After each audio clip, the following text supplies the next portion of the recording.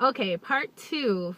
I'm just picking random quotes from my book points in my head, and one that came up was don't be readily available all the time. Explanation. My mom and my aunt always told me this too. Don't, every time a man calls, don't always be available. Don't always pick up the phone. Don't always come when he calls you to come. It's a psychological thing, and first of all, you're supposed to have your own life anyway. No man wants an incomplete person, which I was just discussing in the other part before, and that also includes in you having your own life, having a job, having to take care of your kids if you have any kids, or having hobbies or friends or extracurricular activities. Let that continue to be you. Do not stop being you to have him in your life. You can accommodate, but do not just blatantly stop being you, waiting by the phone, and as soon as he calls, you just drop everything. No. He may want to see you, but eventually, if you keep doing that, he's going to realize that you don't have a life and your life is him, and you're just waiting by the phone, waiting to see him. And they will take advantage of that. Also, they respect that you are outside in the world, being a social person, getting some background on life. Like, that you can bring that into your relationship, and that also shows them that if you guys do continue to date, that you're not always going to be in his face either, and he's going to have time to hang out and do what he likes to do while you do what you like to do, and you guys come together and you'll have something to talk about. You'll have, interesting things. You'll be a well-rounded couple, a well-rounded person for it. So don't always be available. Pick up the phone every once in a while. Hey, how you doing? And if you have plans, let your plans stick. Unless he's putting something extravagant out there for you to do, I would say just stick to your plan and you see him when you see him. Because I'm damn sure thinking if he has something to do and you call him out of the blue and you made plans for him to do something with you, he's going to be like, I'll think about it. Like, they're not readily gonna just drop everything for you. They're not. So you don't have to do it for them. And it's not like for revenge sake. No, it's for you to show that you are your own person and you're not just waiting by the phone for them, and you have a life. They want you to have a life, because having a life also enhances the mental challenge that you will give them. And a mental challenge is not being a smart person or, being able to hold some type of intelligent conversation.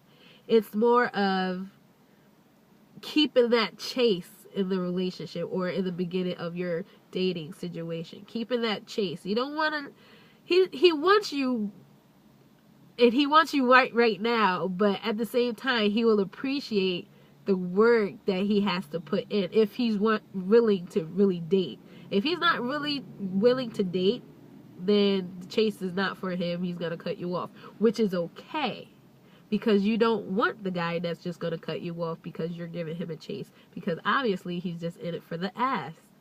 So you don't want that. So be okay to lose. That's another book point. I think that's the one I really wanted to talk about. Be okay to lose. Because if you're losing him, if you look down your list and see what happened, why did he go away or stop calling, and it's not particularly you, and he's basically not in it for you and he's just in it for the ass, be okay with that, because that's not the person that you want anyway. Don't be afraid to lose somebody, especially if you're not even happy in this situation. If you have been dating somebody for a little while and you're not really getting what you want, and you've brought this up to them and it still has not changed, it's time to go. Don't waste a lot of time being mad in a situation. Just get out while you can and start over again somewhere else. It's okay, because if you're unhappy now, chances are you're going to be unhappy then, especially if the relationship is new. A new relationship is supposed to be the highlight of the relationship. It's the honeymoon phase. If you're not happy in the first 6 months, why are you still there? It's not going to change. It's not going to get better. So don't be afraid to lose. and just walk away. Recount, get your, not standards, well, get some standards, but we'll talk about that later. But get yourself your how do you say, turn ons and turn offs, or your requirements, the things that you're looking for.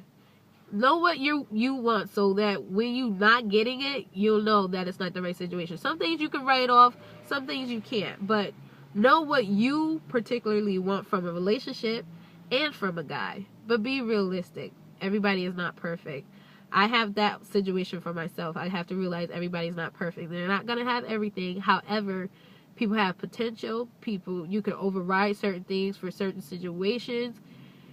If it's not really a big thing, you know, like you can work around it, but at least have a generalization of what you would like to get in a relationship and get from a man, and also know what you can provide, because the question may come up, or the situation may come up, where they're looking at you like, what can you provide me in this situation, in this relationship.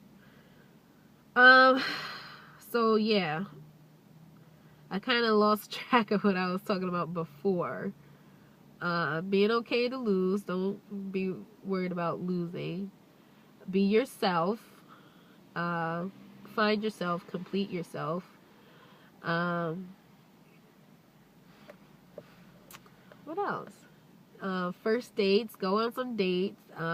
Put yourself out there. Don't be afraid to put yourself out there, because if you don't put yourself out there, you're not going to get anything. And if you do, it's not going to be particularly what you want. Be brave and put yourself out there. Be the best you that you can be.